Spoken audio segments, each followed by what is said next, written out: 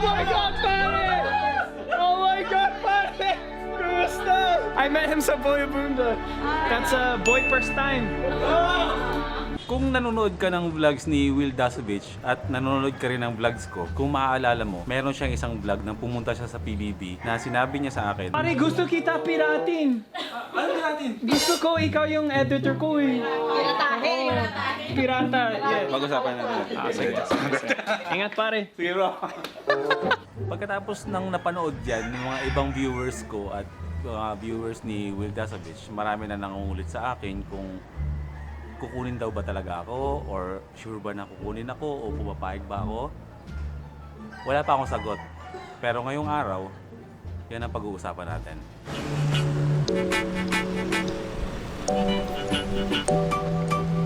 Kuya, pwede kayo sa Guadalupe? Ayan. Type natin ang Fitzura Salon, Fit Camia Street, Guadalupe.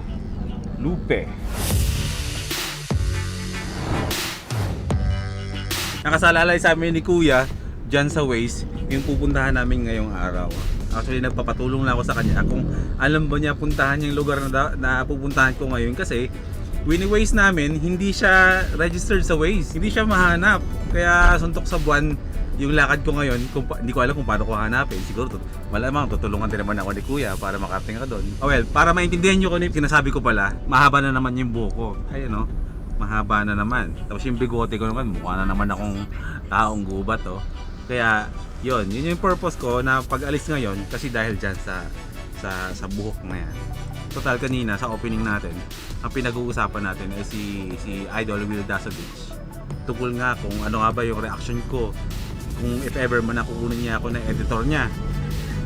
Well, ayan, ngayong araw papunta tayo ng Guadalupe Viejo, Camia Street sa Fitzura Salon. Fitzura Salon kung saan doon nagpapagupit si Idol Will Dasovich. So may experience nating gupitan ngayon ng manggugupit niya, ng barbero niya. Kaya ngayon on the way na tayo. Wish me luck kung paano ba namin hahanapin ni Kuya yung Fitzura Salon na yan. So nakita na natin yung Camia po. Oo, nakita natin. Pagdating natin doon, magtanong-tanong na lang tayo sa mga taga doon. Malamang siguro alam nila kung nasan yung Fitzura Salon na yan. Ang Pilipinas, kahit ilang beses nang ginawa ng paraan para lumuwag yung EDSA, wala, no? Subway ang kailangan dito. Subway na or subway and ilalim. Flyover yung taas. Flyover. Pag ginawa yung flyover, pagka-traffic, subway ang kailangan. Butasin ang ilalim ng EDSA. Kung gaano kakapal yung EDSA na kalsada, ganun din kakapal yung underground na daan. Ayan, nananawagan po kay President Duterte para sa kaayusan at kaginhawaan naming mga motorista. Pakibutasan ang ilalim ng EDSA. Guadalupe! Will! Will! Alam ko buhadyak ka! Will! Mana! Nalalapit na ako sa direktoryo ng idol ko. Nararamdaman ko na yung aura. Ano kaya pag nagkataon nandun siya, no? Saya. Lowbat pa naman ako. Pagdating ko doon, makikicharge muna ako kasi hindi ako makapag-vlog ng maayos pag hindi ako nakicharge doon. Medyo kakapalan natin yung mukha natin. Pag nagpagupit na ako doon, pa-charge naman. Ganyan. Para mahaba yung kwentuhan natin doon sa tagagupit ni Will Dasovich. At least ngayon, kahit isang araw lang, kahit sa paggupit man lang, maranasan natin kung ano yung feeling na maging Will Dasovich na. Sabi ko, ligayahan ko ng babaw lang. Will Dasovich na lang. Ligayahan ko na yan eh. Nasa loob na tayo ng Rockwell na. Ito na yung street kung saan nagbabike-bike si Will. Ramdamin natin. Jesus, nagbabike-bike sa mga looban na to, no? Pero alam nyo, sa totoo lang, big talaga yun. Big pangarap ko talaga yun. Alam ko nanonood ka dito, Will. Alam ko pinapanood mo to kasi gagawin to ng mga SS na i-share to hanggang sa umabot sa'yo. Pero gusto talaga kita maging kaibigan. Alam mo ba yun? Hindi mo alam kung gaano kasaya pa naging kaibigan ka. Naku talaga. Pag pinagtandem mo ang Will Dasovich at Boy First Time sa editing, Diyos ko po, sinasabi ko sa inyo. Ibang kapangyarihan ang lalabas sa akin pag akong kinuha mong editor. Tandaan mo yan. Ayan, nakita na namin yung Fitzura Salon. Ayun, tabi na lang tayo kuya. Tapos, ang lakas ng mo kuya. ng powers mo hanapin yung kalya. Amazing ha, amazing. Okay po, salamat Okay, po. thank you. Ingat po sa biyahe. Okay po.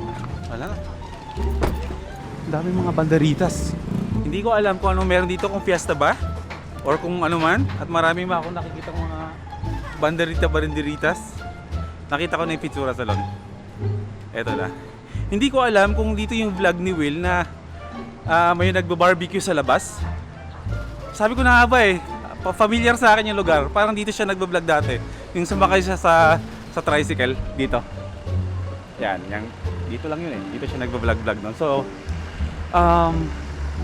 Pitsura 648, hindi ko alam.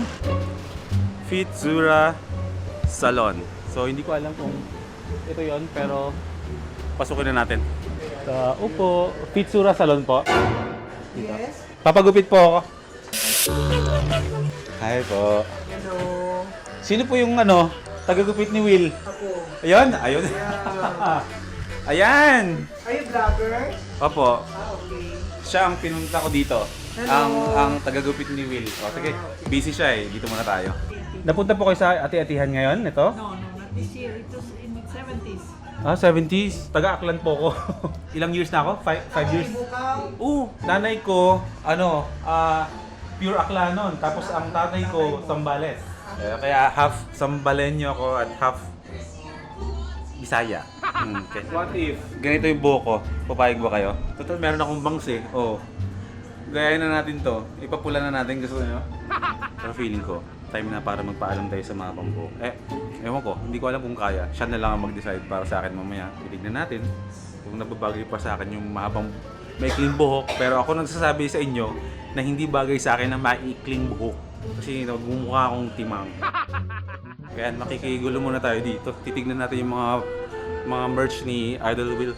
Hello po. Kayo po ay manicurista ni Will? Mama niya, papa niya. Ay, papa niya, si Mudra. Ay, si Mudra, friend ko sa Facebook. Hi po. So, dito muna tayo tatambay. Kayo po ay ni Will? Taga Iloilo kayo? Anong service ang binibigay mo kay Will pag nandito siya? Nako, pag nakita mo sa personal yun. May mga pinanood ako mga vlogs niya eh. Diyan siya pala nagbo-vlog lang sa labas. So, alam ko yung kalye eh. Oh, hi Will. Ayan. Sumakto sa birthday mo nandito siya. Friendly talaga siya. Ilang beses ko na ba siya nakita? Twice pala kami nagkita eh, nagkakausap. Ako ang number 1 fan yan. Kaya ako nag-vlog dahil sa kanya eh. Siya yung promotor ng pag-vlog ko eh. Wow! Ang ganda! Aloha from Hawaii. Wow, hello. Do you know how to speak Tagalog? How long you been here po sa Philippines? Well, we come every year from January to March. I have relatives there in Hawaii. Talaga? Opo. I come here every year to get a haircut from Eddie, famous Eddie from Famous. Yeah. Satisfied customer. Satisfied customer. Famous Eddie from Iloilo. Always get my haircut here. My to. Okay. My turn. Paano ka, sir? My turn. Dito ba siya umuupo? Okay. Oh my gosh. Upo tayo sa upuan ni Will. Yan. Waiting pa mo si... Ayan. Ano ang feeling maging Will Dasovich? Yan! Anong pangalan mo ulit? Ano, kuya? Eddie. Yun, yung suklay, tsaka gunting na ginagamit mo kay Will, yun yung gamitin mo sa akin. Ay, Will, dito mo na magpapagupit sa barbero mo, ha? Ngayon, bibigyan ko si kuya ng karapatang mag-decide kung ano magandang gupit para sa akin. Hirap akong i-let go yung long hair ko, pero ikaw na bahala sa akin. Tingnan nyo na lang after. Gawin natin yung transition ni Will Dasovich tuwing nagpapagupit siya palagi. Yun no? Ayan no? Oh yeah. Saan ba naman nakakuha ng sound effects na gano'n? Gupit Will Dasovich oh. Parehong-pareho ba kami ng gupit? O ganito yung... Ngayon ako nagupitan ng ganitong klaseng gupit. No? Oh, ano sa tingin nyo? Ganda no? May bangs pero konti, pero may clean na yan. Yan na yung inaabang-abangan nyo na pagpapagupit ko ng maikli na buhok. Dito lang pala sa Pitsura Salon ng magpapagupit. Kung ano yung gupit ni Will, ito yun. Ganda. Gusto ko. Tuwang-tuwa. Ayan, patingin ako ng... Ay, may kamo! Isa rin to sa mga pinunta ko dito. Itong mga merch ni Will. Bibili ako ng isa para sa kapatid ko. Yung kapatid ko laging nanonood din ng mga vlogs ni Will. So, bibili ako ng ganito para ibibigay ko sa kanya. Oh my God. Pagupit na tayo. Merch ni Will. Wax ni Kuya Eddie. Kahit malayo tong pitsura na to, dito na ako lagi magpapagupit sa'yo. Good to go na tayo. Bye-bye. Thank you very much. Thank you. Babalik ako. Maraming salamat po.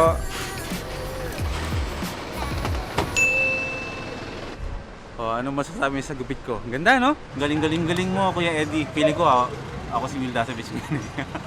Okay, balik tayo doon sa pinag-uusapan natin. Dito ko tatapusin yung vlog natin. What if lang naman? What if ba? If ever man na kunin ako ni Will Dasovich in time na maging editor niya. At lahat yun parang gusto nilang marinig yung sagot ko. Sa akin, okay lang naman. Dahil nga employed pa tayo sa ABS as editor din. Tapos gumagawa din ako ng mga vlogs ko. Pwede ako mag-edit kay Will nang hindi naman sobrang full time. Ita-take home ko lahat ng mga vlogs mo, Will. Kayang-kaya kong gawin yun. Yun lang masasabi ko. Kaya Idol Will, kung pinapanood mo to, just give me some time. Bigyan mo lang ako ng time para i-adjust ang lahat. Para if ever man nakunin mo akong editor mo, game ako. Imaginein mo. Kung si Kong TV, merong editor na si Josh Pin na kaibigan ko.